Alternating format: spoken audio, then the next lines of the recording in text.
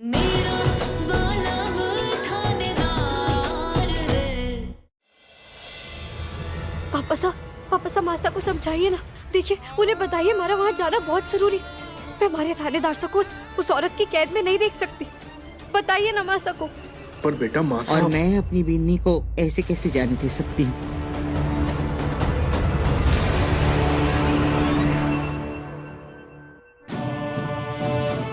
वीर सिर्फ मेरा बेटा ही नहीं, तुम्हारा पति ही नहीं, वो एक सिपाही भी है, इस देश की रक्षा करने वाला सिपाही।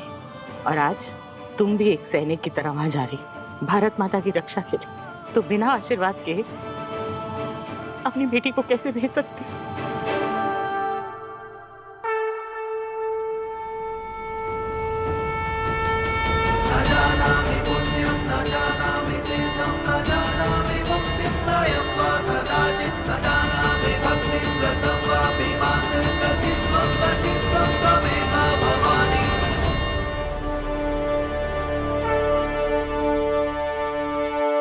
विजयी भव। बस एक बात याद रखना बेटा, हम सबके फोन 24 घंटे चालू रहेंगे। कोई दिक्कत हो, कोई समस्या हो, बस बता देना। जी पापा से। कि ना समस्या तो एक ही इंसान को आने वाली, मीठी माई को।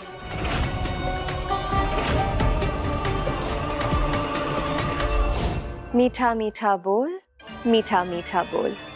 संध्या समय इतने सुंदर प्रवचन के लिए धन्यवाद मीठी माई। नैया पार लगाए मीठी माई, मीठी माई, नैया पार लगाए मीठी माई, मीठी माई, नैया पार लगाए। मीठी माई, मीठी माई।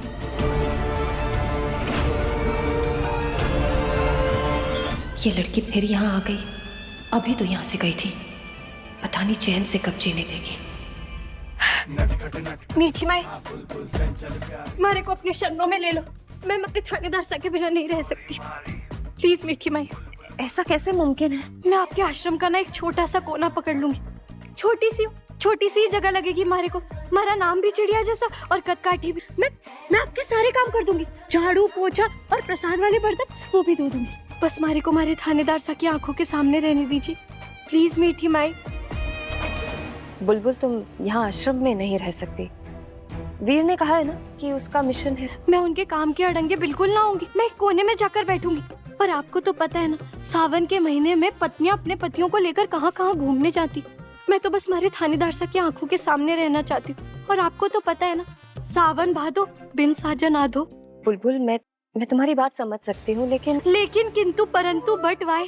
सजनी अपने साजन के बिना सावन कैसे मनाए? नई साड़ी, लाल बिंदी, हरी चूड़ी से अपने आप को ना सजाए, चाय पकौड़ी ना बनाए, अपने हाथों से उसे ना खिलाए। हमारे पहले सावन में ना है नींबू मिर्ची वाला भुट्टा, ना हमारा बीन हट्टा कट्टा। मैं तो सोच रही हूँ ना, मैं अपने बाल भी बांध लूं। क्या फायदा हमारे इन खुले बालों का, जब मैं सावन में अपने बालों को झूले से ऐसे लहरा ना पाऊंगी, ऐसे ऐसे, तब क्या फायदा हमारे खुले बालों का। मीठी माई प्लीज, मैं आपके आगे हाथ जोड़कर विनती करती हूँ। बस मारे को हमारे थानेदार सा की आंखों के सामने रहने दीजिए। बस उसी से मारे को थोड़ी सी खुशी और थोड़ा सा सुकून मिलेगा। Please please please please please please. अरे अच्छा ठीक है, तुम यहाँ रह सकती हो।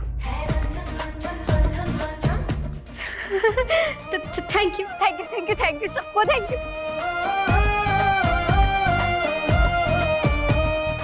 सही कहा था एसीपी ने, बहुत नादान और नासमझ है उसकी बीवी। बुद्धू सी ये मेरा मिशन क्या बिगाड़ेगी, बल्कि ये यहाँ रहेगी तो एसीपी भी कंट्रोल में रहेगा।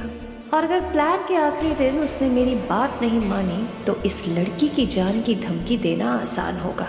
आखिर ये उसकी सबसे बड़ी कमजोरी जो है।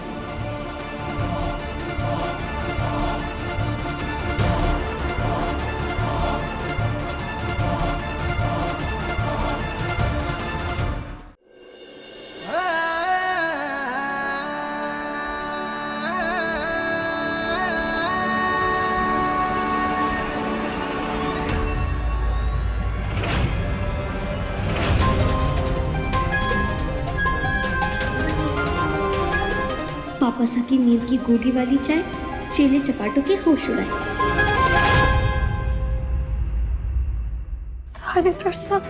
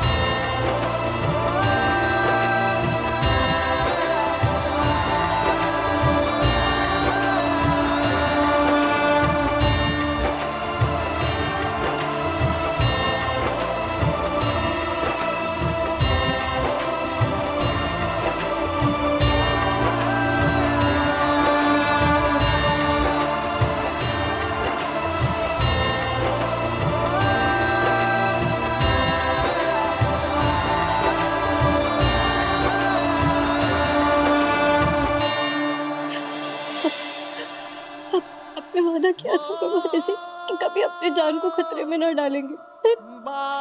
फिर ये सब क्या है? आप जानते हैं हमारी हालत क्या हो गई थी आपके बिना? हम दोनों तो हमेशा एक दूसरे के साथ थे ना बिल्कुल।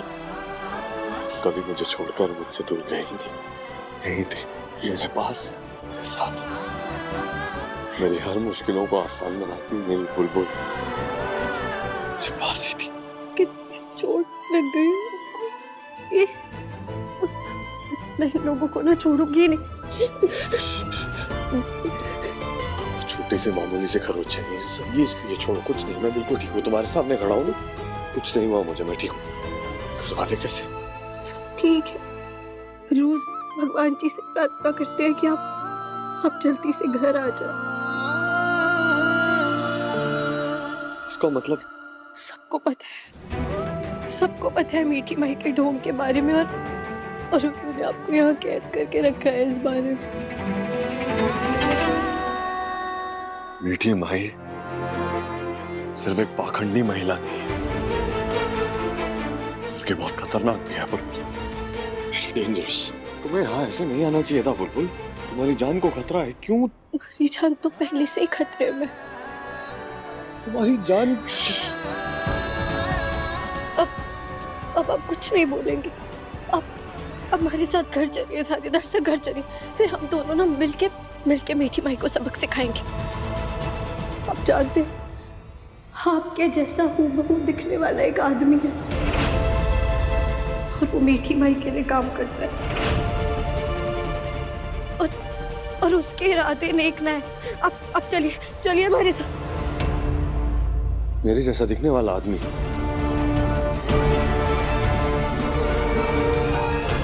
बहुत सारी बातें साफ हो रही हैं बुलबुल।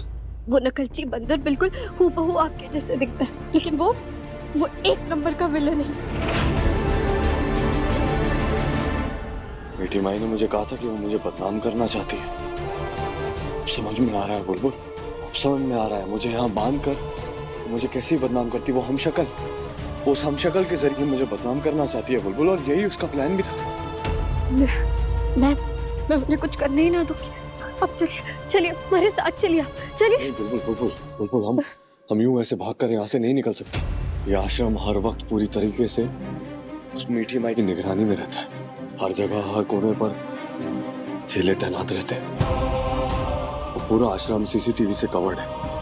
हम भाग नहीं पाएंगे, जान को खतरा भी हो सकता है। मैं ऐसे जानबूझ के तुम्हारी जान खतरे में नहीं डाल सकता। नहीं, अगर आप यहाँ रहेंगे तो मैं भी आपके साथ ही रहूंगी। बुलबुल मैं तुमसे क्या कह रहा हूँ, बुलबुल मेरी बात ध्यान से सुनो। तुम एक आईपीएस की पत्नी होने का फर्ज निभाना है तुम्हें आज। अपने देश के लिए कुछ कर दिखाने का फर्ज निभाना है तुम्हें आज। जाओ और कमिश्नर साहब और ध्रुव को इस आश्रम की सच्चाई के बारे में बताओ। उनको बताओ मैं यहाँ पर कैद हूँ। उनको बताओ मीठी माई के सच्चाई के बारे में, हाँ। और उनको मीठी माई के सीक्रेट कोड के बारे में भी बताना मिडनाइट, हाँ। और उनको बोलना कि मीठी माई जिस तारीख को अजमेर में बहुत बड़ा ब्लास्ट करने वाली है वो तारीख है 15 अगस्त।